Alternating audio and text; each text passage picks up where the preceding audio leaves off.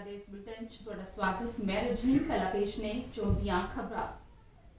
प्रधानमंत्री नरेंद्र मोदी ने पश्चिमी बंगाल ਅਤੇ ਅਸਾਮ ਦੇ ਵਿੱਚ ਕਈ ਵਿਕਾਸ ਪ੍ਰੋਜੈਕਟਾਂ ਦਾ ਉਦਘਾਟਨ ਕੀਤਾ ਅਤੇ ਨੀਂਹ ਪੱਥਰ ਰੱਖੇ। ਪ੍ਰਧਾਨ ਮੰਤਰੀ ਨੇ ਆਪਣੇ ਸੰਬੋਧਨ ਦੇ ਵਿੱਚ ਕਿਹਾ ਕਿ ਪੱਛਮੀ ਬੰਗਾਲ ਦੀ ਜਨਤਾ ਤਬਦੀਲੀ ਦਾ ਮਨ ਬਣਾ ਚੁੱਕੀ ਹੈ। ਰੱਖਿਆ ਮੰਤਰੀ ਰਾਜਨਾਥ ਸਿੰਘ ਨੇ ਕਿਹਾ ਕਿ ਕੇਂਦਰ ਸਰਕਾਰ ਨੌਜਵਾਨਾਂ ਦੇ ਵਿੱਚ ਹੁਨਰ ਵਿਕਾਸ ਨੂੰ ਤਰਜੀਹ ਦੇ ਰਹੀ ਹੈ। केंद्रीय गृह मंत्री अमित शाह ने उच्च पदरी मीटिंग दौरान कोविड-19 टीकाकरण मुहिम की प्रगति का जायजा लिया। ब्रिक्स देशों के इस बारे के शिखर सम्मेलन के लिए चीन ने भारत वालों मेजबानी की हिमायत की। मुख्यमंत्री कैप्टन अमरिंदर सिंह वालों सूबे के शहरी ਅਤੇ ਨੁਹਾਰ ਬਦਲਣ ਦੇ ਲਈ 1087 ਕਰੋੜ ਰੁਪਏ ਦੇ ਮਿਊਨਿਸਪਲ ਪ੍ਰੋਜੈਕਟਾਂ ਦੀ ਕੀਤੀ ਸ਼ੁਰੂਆਤ।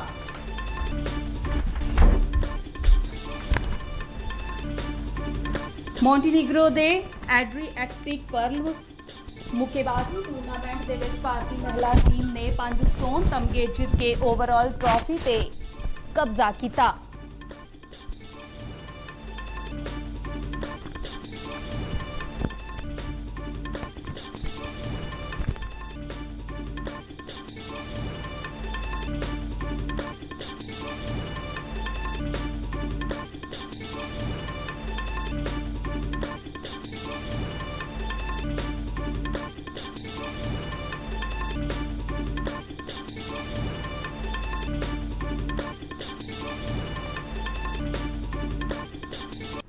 ਤੇ ਹੁਣ ਖਬਰਾਂ ਵਿਸਥਾਰ ਨਾਲ।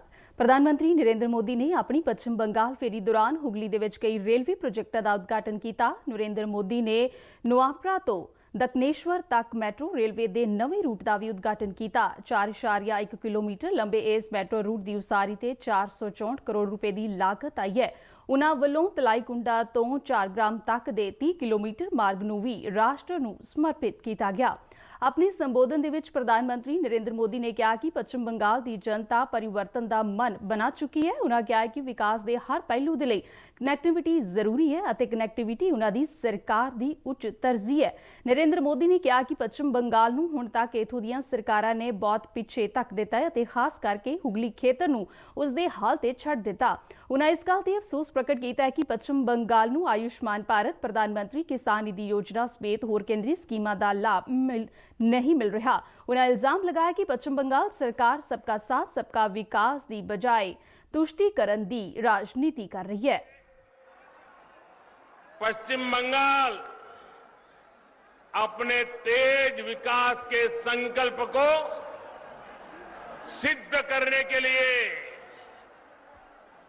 एक बड़ा कदम उठा रहा है। पिछली बार मैं आपको गैस कनेक्टिविटी के इंफ्रास्ट्रक्चर का उपहार देने आया था। आज रेल और मेट्रो कनेक्टिविटी को मजबूत करने वाले महत्वपूर्ण काम शुरू हो रहे हैं। थोड़ी देर में हुगली की, पश्चिम बंगाल की रेल और मेट्रो कनेक्टिविटी के अनेक प्रोजेक्ट्स का शिलान्यास और लोकार्पण होना है। यही काम दशकों पहले होना चाहिए था, लेकिन हुआ नहीं। ਪ੍ਰਧਾਨ ਮੰਤਰੀ ਨੇ ਅਸਾਮ ਦੇ ਵਿੱਚ 3000 ਕਰੋੜ ਰੁਪਏ ਤੋਂ ਵੱਧ ਵਿਕਾਸ ਪ੍ਰੋਜੈਕਟਾਂ ਦਾ ਉਦਘਾਟਨ ਕੀਤਾ ਅਤੇ ਨੀਂਹ ਪੱਥਰ ਰੱਖੇ। ਧੀਮਾਜੀ ਜ਼ਿਲ੍ਹੇ ਦੇ ਵਿੱਚ ਸਿਲਾ ਪੱਥਰ ਵਿਖੇ ਤੇਲ ਅਤੇ ਗੈਸ ਸੈਕਟਰ ਦੀ ਪ੍ਰੋਜੈਕਟਾਂ ਨੂੰ ਰਾਸ਼ਟਰ ਨੂੰ ਸਮਰਪਿਤ ਕੀਤਾ। ਇਸ ਸਾਲ ਅਸਾਮ ਦੇ ਆਪਣੇ ਇਸ ਤੀਸਰੇ ਦੌਰੇ ਦੌਰਾਨ ਨਰਿੰਦਰ ਮੋਦੀ ਨੇ ਬੋਂਗਾਈਗਾਓ ਰਿਫਾਈਨਰੀ ਦੇ ਇਨਮੈਕਸ ਯੂਨਿਟ ਨੂੰ ਦੇਸ਼ ਨੂੰ ਸਮਰਪਿਤ ਕੀਤਾ। ਉਨ੍ਹਾਂ ਮਧੂਬਨ ਅਤੇ ਡਿਬਰੂਗੜ੍ਹ ਵਿਖੇ ਆਇਲ ਇੰਡੀਆ ਲਿਮਟਿਡ ਦੇ ਸੈਕੰਡਰੀ ਟੈਂਕ ਅਤੇ ਤਿਨਸੁਕੀਆ ਦੇ ਹਬੀਦਾ ਪਿੰਡ ਦੇ ਵਿੱਚ ਇੱਕ ਗੈਸ ਕੰਪਰੈਸ਼ਰ ਸਟੇਸ਼ਨ ਨੂੰ ਵੀ ਰਾਸ਼ਟਰ ਨੂੰ ਸਮਰਪਿਤ ਕੀਤਾ। ਇਸ ਤੋਂ ਬਾਅਦ ਪ੍ਰਧਾਨ ਮੰਤਰੀ ਨੇ ਧੀਮਾਜੀ ਇੰਜੀਨੀਅਰਿੰਗ ਕਾਲਜ ਦਾ ਉਦਘਾਟਨ ਕੀਤਾ ਅਤੇ ਸਵਾਲਕੁਚੀ ਇੰਜੀਨੀਅਰਿੰਗ ਕਾਲਜ ਦਾ ਨੀਂਹ ਪੱਥਰ ਰੱਖਿਆ। प्रधानमंत्री नरेंद्र मोदी आज वीडियो कॉन्फ्रेंस राही IIT खरगपुर विखे doctor Syama Prasad Mukherjee institute of medical science and research ਦਾ ਉਦਘਾਟਨ ਕਰਨਗੇ। ਉਹ IIT ਖਰੜਪੁਰ ਦੇ 66ਵੇਂ ਕਨਵੋਵੇਸ਼ਨ ਸਮਾਗਮ ਨੂੰ ਵੀ ਸੰਬੋਧਨ ਕਰਨਗੇ। ਸੁਪਰ ਸਪੈਸ਼ਲਿਟੀ ਹਸਪਤਾਲ IIT ਖਰੜਪੁਰ ਵੱਲੋਂ ਸਿੱਖਿਆ ਮੰਤਰਾਲਾ ਦੀ ਸਹਾਇਤਾ ਦੇ ਨਾਲ ਸਥਾਪਿਤ ਕੀਤਾ ਗਿਆ ਇੰਸਟੀਚਿਊਟ ਪ੍ਰਧਾਨ ਮੰਤਰੀ ਨਰਿੰਦਰ ਮੋਦੀ ਦੇ ਵਿਜ਼ਨ ਤੋਂ ਪ੍ਰੇਰਿਤ ਹੈ ਅਤੇ ਵਿਗਿਆਨ ਅਤੇ ਨਵੀਨਤਾ ਦੇ ਵਿੱਚ ਸਰਮਾਏਕਾਰੀ ਦੇ ਲਈ ਭਾਰਤ ਦੇ ਭਵਿੱਖ ਅਤੇ ਖੋਜ ਪ੍ਰਤਿਭਾ ਨੂੰ ਅੱਗੇ ਲਿਆਵੇਗਾ। IIT ਖਰੜਪੁਰ ਦੀ ਵਿਰਾਸਤ ਨੂੰ ਅੱਗੇ ਲਿਜਾਂਦਿਆਂ ਹਸਪਤਾਲ ਦਾ ਪੂਰਾ ਧਿਆਨ ਬਾਇਓਮੈਡੀਕਲ ਕਲੀਨਿਕ ਅਤੇ ਪਰਿਵਰਤਨਕਾਰੀ ਖੋਜ ਤੇ ਕੇਂਦਰਿਤ ਹੋਵੇਗਾ ਤੇ ਇਸ ਤੋਂ ਇਲਾਵਾ ਰਿਮੋਟ ਡਾਇਗਨੋਸਟਿਕਸ ਦੇ ਵਿਕਾਸ ਤੇ ਟੈਲੀ ਮੈਡੀਸਨ ਦੇ ਨਾਲ-ਨਾਲ ਦਵਾਈਆਂ ਦੇ ਡਿਜ਼ਾਈਨ ਤੇ ਡਿਲੀਵਰੀ ਦੀ ਖੋਜ ਤੇ ਕੇਂਦਰਿਤ ਕਰੇਗਾ। MBBS ਪ੍ਰੋਗਰਾਮ ਦੀ ਪੜ੍ਹਾਈ 2021-22 ਦੇ ਵਿਦਿਅਕ ਸਾਲ ਤੋਂ ਸ਼ੁਰੂ ਹੋਣ ਦੀ ਸੰਭਾਵਨਾ ਹੈ। ਹਸਪਤਾਲ ਦੇ ਵਿੱਚ ਪੋਸਟ ਗ੍ਰੈਜੂਏਟ ਅਤੇ ਡਾਕਟਰੇਟ ਪ੍ਰੋਗਰਾਮਾਂ ਤੋਂ ਇਲਾਵਾ 2021-22 ਦੇ ਵਿਦਿਅਕ ਸਾਲ ਤੋਂ MBBS ਪ੍ਰੋਗਰਾਮ ਸ਼ੁਰੂ ਹੋਣ ਦੀ ਸੰਭਾਵਨਾ ਹੈ।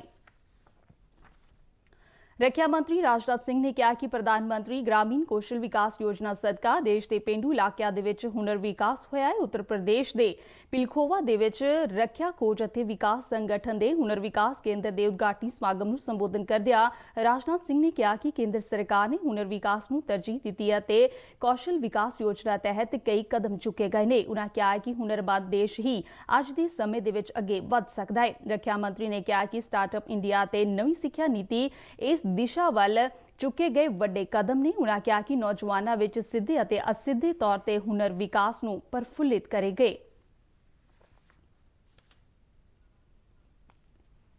ਕੇਂਦਰੀ ਗ੍ਰਹਿ ਮੰਤਰੀ ਅਮਿਤ ਸ਼ਾਹ ਨੇ ਬੀਤੇ ਦਿਨ ਸਿਹਤ ਮੰਤਰਾਲਾ ਅਤੇ ਹੋਰਨਾਂ ਸੰਬੰਧਿਤ ਅਧਿਕਾਰੀਆਂ ਦੀ ਉੱਚ ਪੱਧਰੀ ਮੀਟਿੰਗ ਦੌਰਾਨ ਕੋਵਿਡ-19 ਟੀਕਾਕਰਨ ਮੁਹਿੰਮ ਦੀ ਪ੍ਰਗਤੀ ਦਾ ਜਾਇਜ਼ਾ ਲਿਆ। ਇਸ ਮੀਟਿੰਗ ਦੌਰਾਨ ਕੁਝ ਸੂਬਿਆਂ ਦੇ ਵਿੱਚ ਕੋਵਿਡ-19 ਦੇ ਨਵੇਂ ਕੇਸਾਂ ਦੇ ਵਿੱਚ ਅਚਨਚੇਤੀ ਵਾਧੇ ਤੋਂ ਇਲਾਵਾ ਟੀਕਾਕਰਨ ਮੁਹਿੰਮ ਦੇ ਵੱਖ-ਵੱਖ ਪਹਿਲੂਆਂ ਤੇ ਵਿਚਾਰ ਚਰਚਾ ਕੀਤੀ ਗਈ।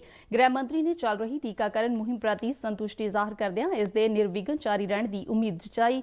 ਮੀਟਿੰਗ ਦੇ ਵਿੱਚ ਸ਼ਾਮਲ ਹੋਏ ਵੱਖ-ਵੱਖ ਅਧਿਕਾਰੀਆਂ ਵੱਲੋਂ ਟੀਕਾਕਰਨ ਮੁਹਿੰਮ ਦੇ ਚੱਲ ਰਹੇ ਪੜਾਅ ਅਤੇ ਅਗਲੇ ਪੜਾਅ ਦੀਆਂ ਤਿਆਰੀਆਂ ਬਾਰੇ ਗ੍ਰਹਿ ਮੰਤਰੀ ਅਮਿਤ ਸ਼ਾਹ ਨੂੰ ਜਾਣੂ ਕਰਵਾਇਆ। ਗ੍ਰਹਿ ਮੰਤਰੀ ਨੇ ਕੋਵਿਡ-19 ਦੇ ਨਵੇਂ ਕੇਸਾਂ ਵਾਲੇ ਸੂਬਿਆਂ ਦੇ ਵਿੱਚ ਮਹਾਮਾਰੀ ਪ੍ਰਬੰਧਨ ਅਤੇ ਟੈਸਟਿੰਗ ਦੇ ਦਾਇਰੇ ਨੂੰ ਵਧਾਉਣ ਦੀ ਗੱਲ ਆਖੀ। ਮੀਟਿੰਗ ਦੌਰਾਨ ਸਿਹਤ ਮੰਤਰੀ ਡਾਕਟਰ ਹਰਸ਼ਵਰਧਨ ਵੱਲੋਂ ਵੀ ਮੰਤਰਾਲੇ ਦੇ ਅਧਿਕਾਰੀਆਂ ਤੋਂ ਦੇਸ਼ ਭਰ ਦੇ ਵਿੱਚ ਮਹਾਮਾਰੀ ਦੀ ਸਥਿਤੀ ਬਾਰੇ ਜਾਣਕਾਰੀ ਹਾਸਲ ਕੀਤੀ ਗਈ। ਇਸ ਉੱਚ ਪੱਧਰੀ ਮੀਟਿੰਗ ਦੇ ਵਿੱਚ ਨੀਤੀ ਆਯੋਗ ਦੇ ਮੈਂਬਰ ਡਾਕਟਰ VK ਪੋਲ, ਪ੍ਰਧਾਨ ਮੰਤਰੀ ਦੇ ਪ੍ਰਿੰਸੀਪਲ ਸਕੱਤਰ ਡਾਕਟਰ VK ਮਿਸ਼ਰਾ ਤੇ ਗ੍ਰਹਿ ਸਕੱਤਰ ਅਜੇ ਭੱਲਾ ਵੀ ਮੌਜੂਦ ਸਨ। ਭਾਰਤ ਵੱਲੋਂ ਇਸ ਵਰੇ ਬ੍ਰਿਕਸ ਦੇਸ਼ਾਂ ਦੇ ਸਿਖਰ ਸੰਮੇਲਨ ਦੀ ਮੇਜ਼ਬਾਨੀ ਦੇ ਲਈ ਚੀਨ ਨੇ ਸਹਿਯੋਗ ਦੇਣ ਦੀ ਗੱਲ ਆਖੀ ਹੈ। ਚੀਨ ਦੇ ਵਿਦੇਸ਼ ਮੰਤਰਾਲੇ ਦੇ ਬੁਲਾਰੇ ਵਾਂਗ ਵੈਨਬਿਨ ਨੇ ਬੀਜਿੰਗ ਦੇ ਵਿੱਚ ਪੱਤਰਕਾਰਾਂ ਦੇ ਨਾਲ ਗੱਲਬਾਤ ਕਰਦਿਆਂ ਕਿਹਾ ਹੈ ਕਿ ਚੀਨ ਭਾਰਤ ਅਤੇ ਹੋਰਨਾਂ ਮੈਂਬਰਾਂ ਦੇ ਨਾਲ ਮਿਲ ਕੇ ਸੰਚਾਰ ਤੰਤਰ ਅਤੇ ਗੱਲਬਾਤ ਦੀ ਪ੍ਰਕਿਰਿਆ ਨੂੰ ਮਜ਼ਬੂਤ ਕਰਕੇ ਪ੍ਰਗਤੀ ਦੇ ਲਈ ਕੰਮ ਕਰਨ ਦਾ ਚਾਹਵਾਨ ਹੈ।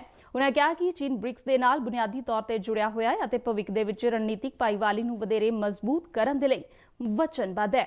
ਬ੍ਰਿਕਸ ਇਸ ਵਰੇ ਆਪਣੀ 15ਵੀਂ ਵਰ੍ਹੇਗੰਢ ਮਨਾ ਰਿਹਾ ਹੈ, ਜਦਕਿ ਭਾਰਤ ਬ੍ਰਿਕਸ ਸੰਮੇਲਨ ਦੀ 13ਵੀਂ ਵਾਰ ਪ੍ਰਧਾਨਗੀ ਕਰ ਰਿਹਾ ਹੈ। ਭਾਰਤੀ ਵਿਦੇਸ਼ ਮੰਤਰੀ ਡਾਕਟਰ S ਜਯਸ਼ੰਕਰ ਵੱਲੋਂ ਇਸ ਵਾਰ ਦੇ ਬ੍ਰਿਕਸ ਸਿਖਰ ਸੰਮੇਲਨ ਸੰਬੰਧੀ ਅਧਿਕਾਰਤ ਤੌਰ ਤੇ ਇੱਕ ਵੈਬਸਾਈਟ ਜਾਰੀ ਕੀਤੀ ਗਈ ਹੈ।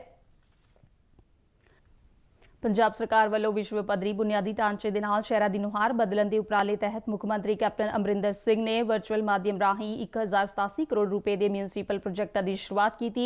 ਸਮਾਰਟ ਸਿਟੀ ਦੇ ਇਨ੍ਹਾਂ ਪ੍ਰੋਜੈਕਟਾਂ ਦੇ ਵਿੱਚ ਲੁਧਿਆਣਾ, ਜਲੰਧਰ, ਅੰਮ੍ਰਿਤਸਰ ਅਤੇ ਸੁਲਤਾਨਪੁਰ ਲੋਧੀ ਵਿਚਲੇ ਕਈ ਸਥਾਨਕ ਪ੍ਰੋਜੈਕਟ ਸ਼ਾਮਲ ਸਨ।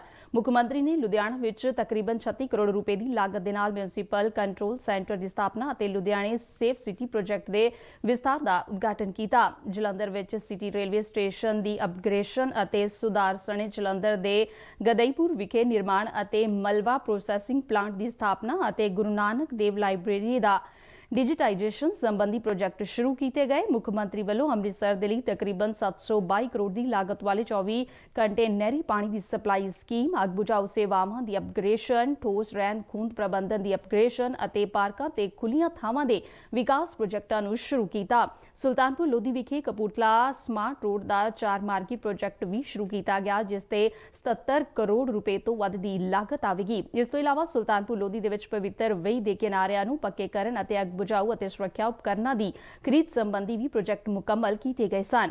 ਅੰਮ੍ਰਿਤ ਯੋਜਨਾ ਤਹਿਤ 151 ਕਰੋੜ ਰੁਪਏ ਤੋਂ ਵੱਧ ਦੇ ਪ੍ਰੋਜੈਕਟਾਂ ਦੀ ਸ਼ੁਰੂਆਤ ਵੀ ਕੀਤੀ ਗਈ ਹੈ। ਇਸ ਮੌਕੇ ਮੁੱਖ ਮੰਤਰੀ ਕੈਪਟਨ ਅਮਰਿੰਦਰ ਸਿੰਘ ਨੇ ਕਿਹਾ ਕਿ ਇਨ੍ਹਾਂ ਪ੍ਰੋਜੈਕਟਾਂ ਦੇ ਨਾਲ ਸ਼ਹਿਰਾਂ ਦੇ ਲੋਕਾਂ ਨੂੰ ਵਿਸ਼ਵ ਪੱਧਰੀ ਸਹੂਲਤਾਂ ਮਿਲਣਗੀਆਂ। ਉਨ੍ਹਾਂ ਸਮਾਰਟ ਸਿਟੀ ਪ੍ਰੋਜੈਕਟਾਂ ਦੀ ਸ਼ੁਰੂਆਤ ਦੇ ਲਈ ਲੁਧਿਆਣਾ, ਅੰਮ੍ਰਿਤਸਰ, ਜਲੰਧਰ ਅਤੇ ਸੁਲਤਾਨਪੁਰ ਲੋਧੀ ਦੇ ਵਾਸੀਆਂ ਨੂੰ ਵਧਾਈ ਦਿੱਤੀ। ਉਨ੍ਹਾਂ ਕਿਹਾ ਕਿ ਇਨ੍ਹਾਂ ਖੇਤਰਾਂ ਦੇ ਵਿੱਚ ਇਹ ਪ੍ਰੋਜੈਕਟ ਪ੍ਰਗਤੀ ਨੂੰ ਯਕੀਨੀ ਬਣਾਉਣਗੇ। ਪੰਜਾਬ ਪ੍ਰਦੇਸ਼ ਕਾਂਗਰਸ ਕਮੇਟੀ ਦੇ ਪ੍ਰਧਾਨ ਸੁਨੀਲ ਜਾਖੜ ਨੇ ਕਿਹਾ ਕਿ 2022 ਦੀਆਂ ਵਿਧਾਨ ਸਭਾ ਚੋਣਾਂ ਵਿੱਚ ਮੁੱਖ ਮੰਤਰੀ ਕੈਪਟਨ ਅਮਰਿੰਦਰ ਸਿੰਘ ਪਾਰਟੀ ਦੀ ਅਗਵਾਈ ਕਰਨਗੇ। ਪੰਜਾਬ ਦੇ ਵੱਖ-ਵੱਖ ਸ਼ਹਿਰਾਂ ਨੂੰ ਸਮਾਰਟ ਸਿਟੀ ਅਤੇ ਅਮਰੂਤ ਯੋਜਨਾਵਾਂ ਤਹਿਤ ਪ੍ਰੋਜੈਕਟਾਂ ਦੀ ਸ਼ੁਰੂਆਤ ਮੌਕੇ ਕਰਵਾਏ ਗਏ ਸਮਾਗਮ ਨੂੰ ਵਰਚੁਅਲੀ ਸੰਬੋਧਨ ਕਰਦਿਆਂ ਜਾਖੜ ਨੇ ਕਿਹਾ ਕਿ ਪੰਜਾਬ ਵਿੱਚ ਸਥਾਨਕ ਚੋਣਾਂ ਵਿੱਚ ਪਾਰਟੀ ਦੀ ਜਿੱਤ ਨੇ ਕੈਪਟਨ ਅਮਰਿੰਦਰ ਸਿੰਘ ਦੀ ਰਹਿਨੁਮਾਈ ਨੂੰ ਸਾਬਤ ਕਰ ਦਿੱਤਾ ਹੈ। ਉਨ੍ਹਾਂ ਕਿਹਾ ਕਿ ਇਨ੍ਹਾਂ ਨਤੀਜਿਆਂ ਤੋਂ ਪਤਾ ਚੱਲਦਾ ਹੈ ਕਿ ਪੰਜਾਬ ਦੇ ਲੋਕ ਕੈਪਟਨ ਅਮਰਿੰਦਰ ਸਿੰਘ ਦੀ ਅਗਵਾਈ ਵਿੱਚ ਵਿਸ਼ਵਾਸ ਰੱਖਦੇ ਨੇ। ਜਾਖੜ ਨੇ ਕਿਹਾ ਕਿ ਕਾਂਗਰਸ ਵੱਲੋਂ ਵਿਧਾਨ ਸਭਾ ਚੋਣਾਂ ਲਈ ਕੈਪਟਨ ਫਾਰ 2022 ਮਿਸ਼ਨ ਵੀ ਲਾਂਚ ਕੀਤਾ ਗਿਆ ਹੈ। ਪੰਜਾਬ ਦੇ ਕੈਬਨਿਟ ਮੰਤਰੀ ਸਾਧੂ ਸਿੰਘ ਧਰਮਸੋਤ ਨੇ ਦੱਸਿਆ ਕਿ ਪੰਜਾਬ ਸਰਕਾਰ ਦੀ ਆਸ਼ੀਰਵਾਦ ਸਕੀਮ ਤਹਿਤ 19,000 ਤੋਂ ਵੱਧ ਲੜਕੀਆਂ ਨੂੰ ਵਿਆਹ ਮੌਕੇ 39 ਕਰੋੜ ਰੁਪਏ ਦੀ ਰਕਮ ਤਕਸੀਮ ਕੀਤੀ ਗਈ ਹੈ।